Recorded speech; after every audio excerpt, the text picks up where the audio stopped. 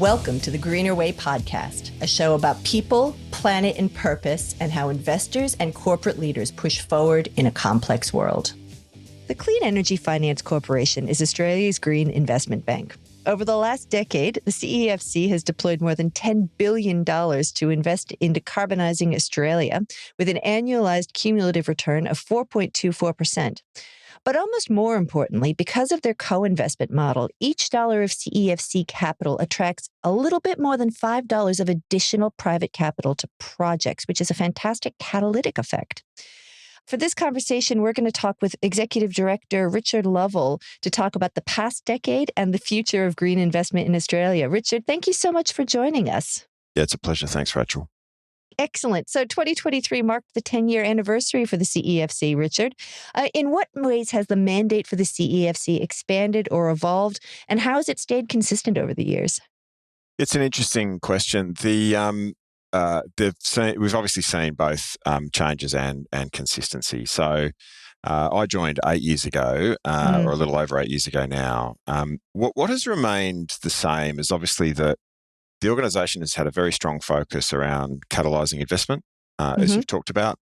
And the core technologies and energy outcomes that we've sought to achieve have remained, largely consistent. So the sort of tasks that you hear people talking about a lot in terms of the need for an energy transition in Australia have remained pretty similar. We've done a lot of work around the electricity sector, but equally we've consistently sought to try and support emissions reductions across as many sectors as we could within the Australian economy. So we've always had an active focus around sectors like transport, around property. We've added sectors over a period of time as well as those have become more viable for us to try and find investment opportunities within. So, for example, resources, the waste sector, agriculture has become an increasingly strong focus. So you can see that while that focus on emissions and energy, improvements with the view to decarbonising Australia and to catalysing the flow of finance into that sector has remained completely unchanged, over time we've evolved as to the sort of sectors where we've been able to make investments. And it's true as well that the way in which we've invested in terms of the investment products has evolved too. So we started out, as you'd expect, with quite a strong DNA around project financing for things like wind and solar. But pretty quickly that evolved as we realised that we needed to do more than just that type of financing. When I started, we for instance, we picked up activity around things like investing to try and support consumers in their journey around decarbonisation for things like zero emission vehicles and household finance for energy upgrades. And that's expanded over time to include things like equity investments in large unlisted funds who have significant assets that have a significant transition task. And that itself has been across a range of sectors. So we've made investments in unlisted REITs in the property sector, but equally in the agri sector and in infrastructure. And we've now moved into areas which, if you'd asked me 8 years ago, would we ever be doing investments in the private equity sector, I probably would have laughed and said, not anytime soon, but here we are. And in fact, there are some really exciting opportunities in those types of places. So, we do see quite an expansion in the type of investment product as well as the sectors that we've invested in. It's true too that the mandate has evolved somewhat in response to or alongside the different focus of the various federal governments that have been administering energy and transition policy in the country.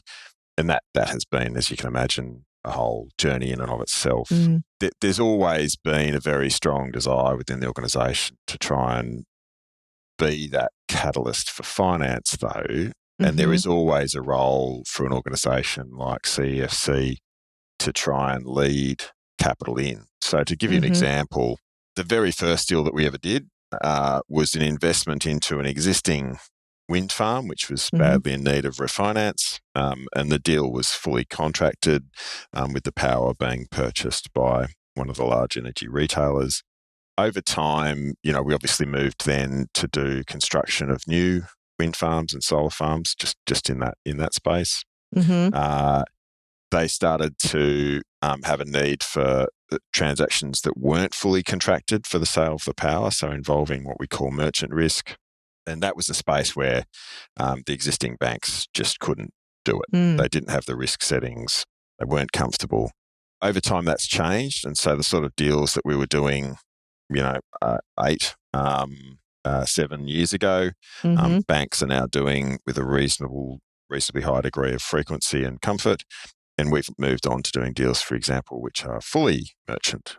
So you can see the market sort of evolving and our capital moving outwards in a series of concentric circles to the more challenging areas where capital needs to be crowded in. And eventually, we like to think that the market follows us. And we've seen that same pattern across a number of other different sectors as well.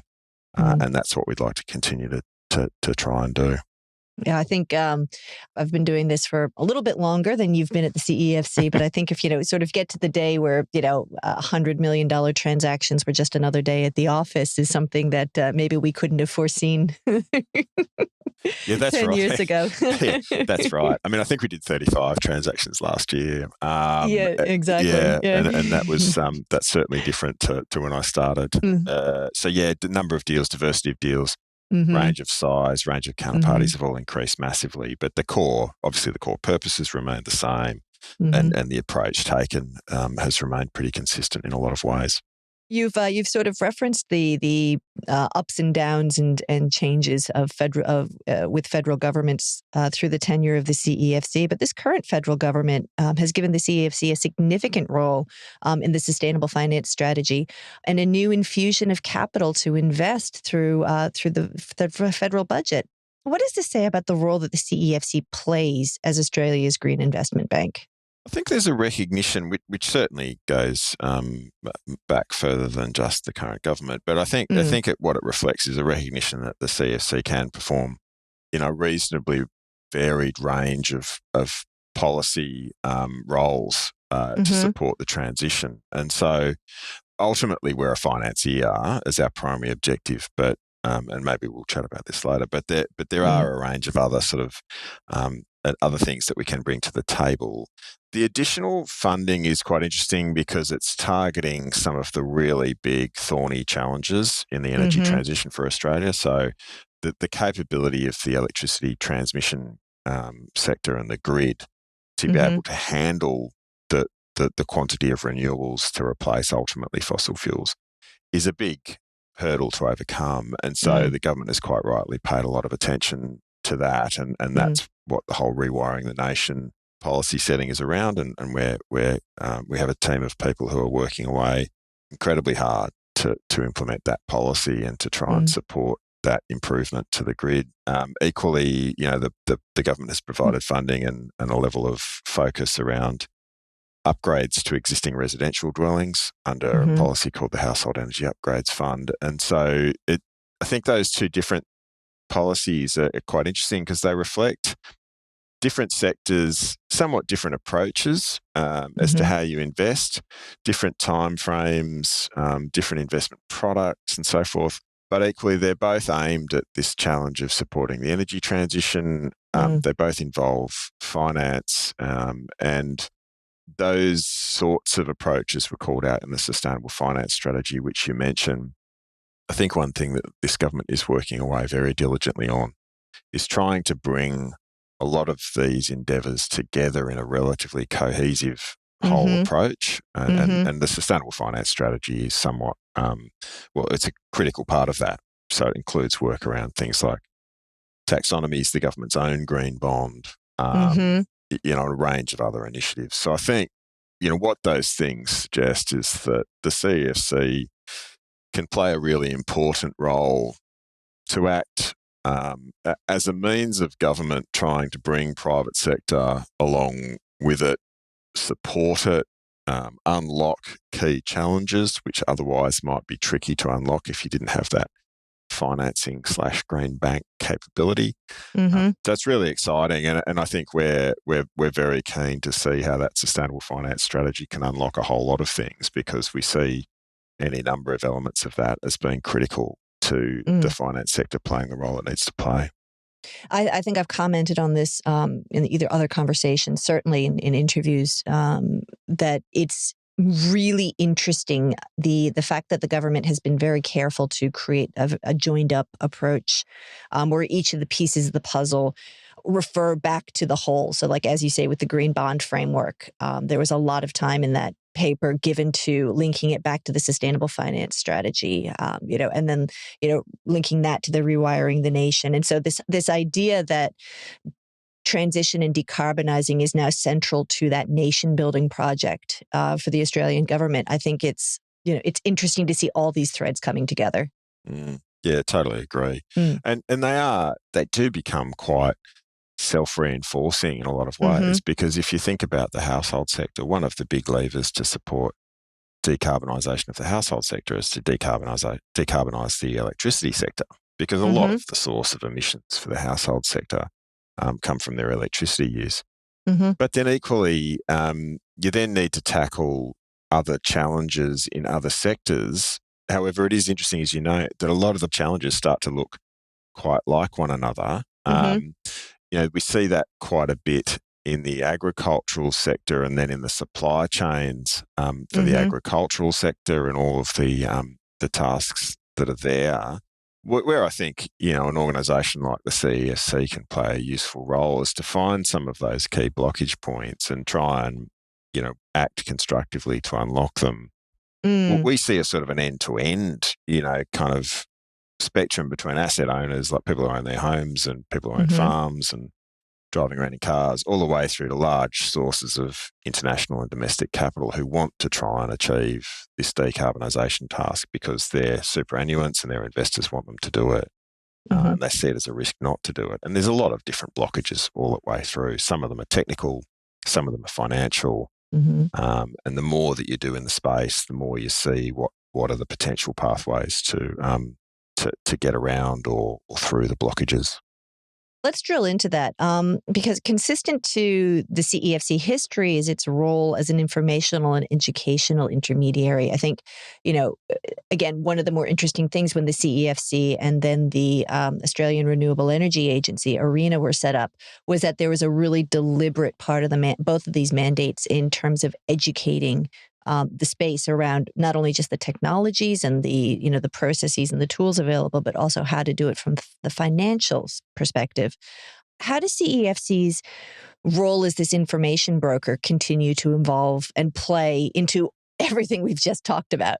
Yeah, it's really interesting because often we find that there's a certain level of courage required to go first, and you can understand why, because as one of my colleagues used to be fond of saying, it's not the first mouse that gets the cheese. But if you have a certain amount of courage, you can actually get, and this is obvious, right? You can get a first mover advantage. Sure. But what's really important, and what we really do try and encourage our counterparties to do, is to share the learnings in ways that, that we don't force them to disclose confidential information. But what we do is we strongly encourage them to try and share their learnings so that the industry as a whole can benefit. And in fact, it's quite a useful thought process, because generally speaking, a lot of the activities that individual companies might undertake to try and achieve decarbonisation, it's actually much better for them if a whole lot of their peers are doing the same thing. Because you achieve economies of scale around supply chain, you achieve price reductions in equipment, you skill up all of the necessary parts of the economy to try and support it. And so we see that information sharing task is actually being a bit of a virtuous circle. People are often quite cagey about sharing information about how they've done new things, but invariably as they get into it, they start to realise that it's better to try and share how these things are being achieved, because there's mutual benefit to everybody. There's real opportunities for win-wins, which is quite rare, and so that's really exciting. We like to try and broker exchange of that information. We do work closely with organisations like ARENA. We have a lot of work going on in terms of how we can use the data that's being captured through a lot of the transactions that we do. To try and inform those processes. We talk to people like the energy market operator around how we should be doing things in a household level. So an enormous number of different ways in which we can try and do that. And as you say, it feeds into the sustainable finance strategy through work supporting things like the taxonomy as an example of um, you know, how to think about the technical economic activities and what's sufficient and what should be considered in or out of a sustainable finance strategy. I think it's really interesting, Richard. And again, the fact that, you're going from, with CEFC sitting on sort of the working group of the Australian Sustainable Finance Institute, which is sort of that coordinating body for the development of the taxonomy, straight down to, consumer facing case studies that would be useful for, a small business that wants to, electrify its car fleet. That's an enormous number of stakeholders to talk to at a varying degree of levels of need and expertise and sort of facility with some of the language of green finance. That's quite a lot to put out from that information perspective, isn't it? Yeah, it is, and you have to tailor the message to the audiences that you're trying to reach too. I mean, we're respectful of the fact that ultimately we're a wholesale financier, and so we don't. You won't see us advertising on bus sides of buses or on the daily news, but we do try and leverage off counterparties that we deal with who have that kind of reach and to share that sort of information. But yeah, I mean, it's interesting. The taxonomy is a really fascinating piece of work. So I'm on the technical experts group for the taxonomy steering process, but then the sector specialists that we have that do substantial work in sectors like agriculture and the built environment are members of the separate working groups associated with those individual economic activities. And so we see that as being really valuable for us to try and inform those processes based on the early stage investments that we've done. And likewise for us then to be able to think about how to support the taxonomy through its usage. When eventually financial products are developed which are informed by that taxonomy. So it is, again, a bit of a virtuous circle. So as we come to the end of our time together, Richard, what gets you out of your bed in the morning for your job? And what are the big challenges that conversely keep you awake at night?